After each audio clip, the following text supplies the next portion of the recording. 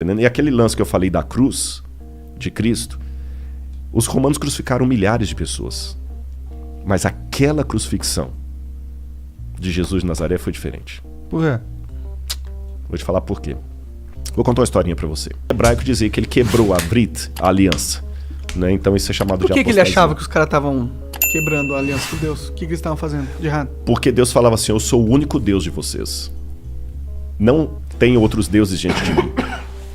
Porque eu sei que é meio petulante falando isso, principalmente numa cultura de tanto pluralismo religioso e ouvir o outro.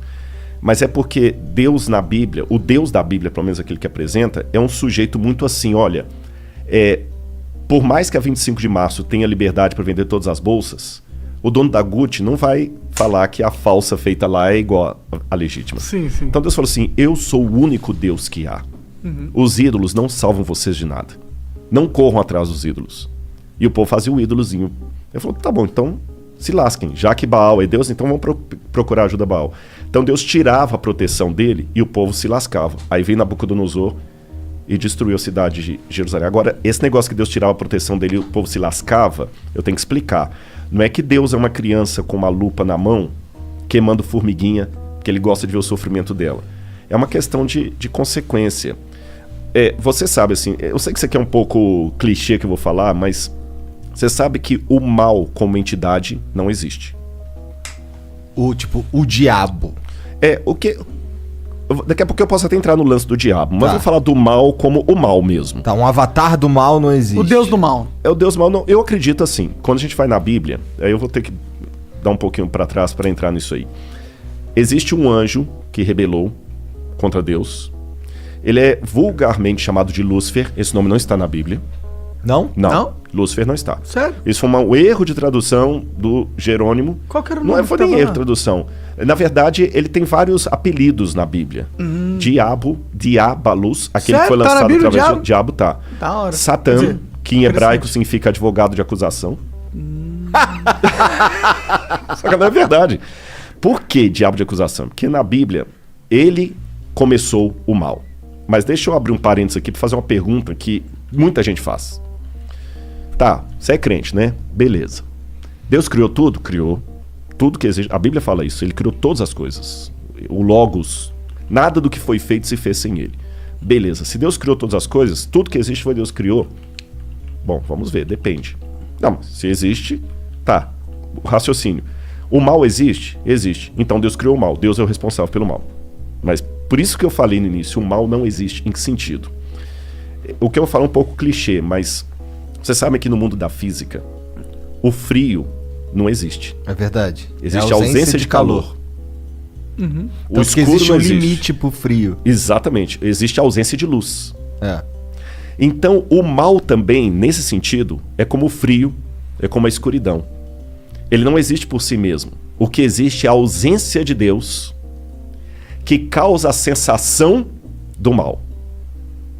E Deus, ele é um cavalheiro. Eu sei que nem todos os teólogos concordam comigo. Tem uma teologia de Calvino, por exemplo, que acha que Deus escolheu. Se Deus escolheu você para ser salvo e ele para se ferrar, não tem o que fazer. Calvino pensava, grosso modo assim, sem querer ser panfletário, que Calvino era um brilhante teólogo, mas nem por isso eu vou concordar com tudo. Eu não penso como Calvino. Eu penso que Deus deu a liberdade. Você está entendendo? Mas mesmo assim, deixa eu raciocinar como se fosse um cara que não aceita a Bíblia.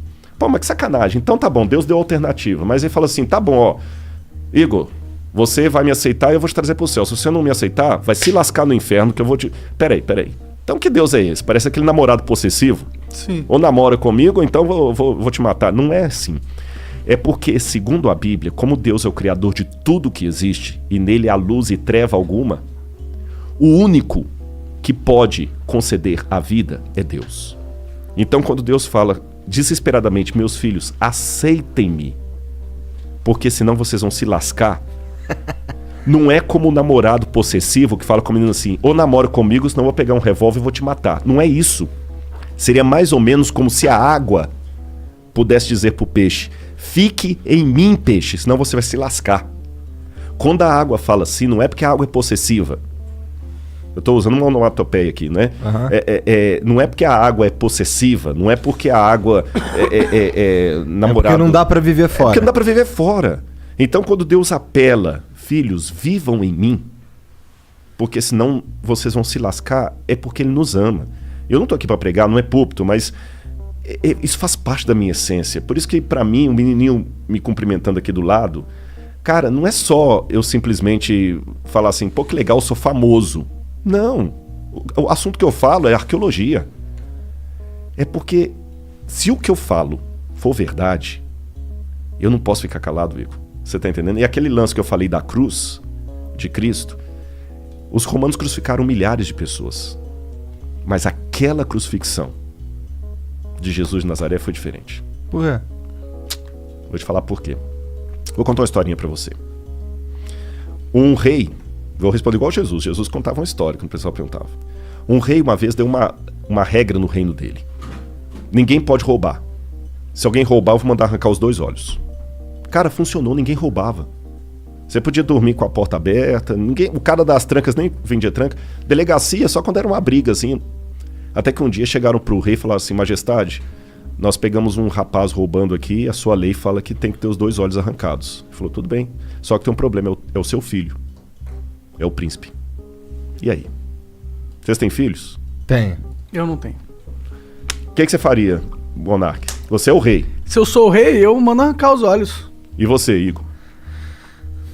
Bom, se eu sou o rei, se eu sou o Igor, eu ia apoiar. Não, minha filha não, irmão. Todo respeito aí. Eu perguntei de propósito. Mas se eu sou o rei... E você é o rei, Igor. E pai da sua filha ao mesmo tempo. Então é que se eu sou o rei, eu preciso mandar arrancar os olhos, né? Você arrancaria mesmo da sua filha? Pensa nela agora. Cara, olha, se a gente quiser entrar nessa, eu forjaria a morte, eu executaria de mentira, exilaria a minha filha pra algum lugar, porque aí eu consigo manter o rei que pune quando alguém rouba e consigo salvar a vida da minha filha, só que eu não consigo manter ela perto de mim. Uhum. E teria uma coisa também. Você nunca ia poder olhar nos olhos da sua filha e falar, você tem um pai honesto. Verdade? Ah, mas por isso eu falaria. É porque o negócio do rei, de você não... É porque é um mau exemplo. Porque aí você abre a permissão, entendeu? E aí você vai ter Se eu sou o rei, manda lá pro STF, lá no Brasil, lá. Nem entra nisso porque eu não quero que o Flow tenha problemas. Nem eu. Bom, mas eu também não seria um rei que ia colocar roubo com perda de olho, né? Ah, funcionou. Ninguém roubava. Ah, mas funcionou porque é uma pena muito punitiva. Mas poderia ser uma pena não tanto punitiva que também funcionaria, talvez, né? Posso dar a solução bíblica para responder a pergunta dele? Por Claro. quê? Esse rei falou o seguinte, palavra de rei não volta atrás. E ele tinha um dilema, porque se ele mandasse arrancar os olhos do filho, o pessoal falou assim, pô, esse cara não tem misericórdia nem do filho, quanto mais da gente. É uma mensagem bem forte. Bem forte. Se ele poupasse o filho, o pessoal também fala assim, pô, se fosse o filho da faxineira, sabe o que ele fez? Ele falou o seguinte, como rei eu não posso voltar a palavra atrás. Mas como pai que ama, eu não tenho filho, tá, monarca? O Igor vai entender, o Igor tem mais autoridade para falar isso, que ele tem uma filha, eu não tenho. Tem 2. Tem 2. Como pai, eu também não posso negar a salvação pro meu filho que errou, mas está arrependido.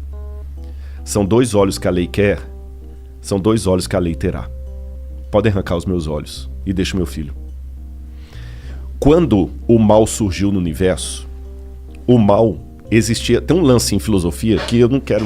Vou tentar mastigar para ficar mais fácil. Vocês ouviram o Pondé aqui, com muito mais propriedade do que eu, que chama-se metafísica. Foi a matéria mais difícil que eu estudei em filosofia. Metafísica é a doutrina do ser. Tudo que existe primeiro em potência, depois em ato. Eu não tenho filho, nem o monarca. Nossos filhos existem em potência. As suas filhas existem em ato. É potência mesmo, né, monarca? Não tem ninguém... É potência. É potência, mas pode ficar tranquilo. Não tem nenhuma certidão para ser reclamado, não. Nenhum DNA, não, brincadeira. Então, os nossos filhos aqui existem em potência, porque eu posso ser pai, ele também pode. As suas não existem em potência, elas existem em ato, que elas já existem. A minha filha não tem como ser estuprada, como ganhar um prêmio, como passar no vestibular, como pagar um seguro de saúde para ela. As suas têm, para ganhar tanto coisas boas quanto ruins. O mal, como potência, passou a existir no universo a partir do momento em que Deus não obrigou nenhum filho a ser fiel a ele.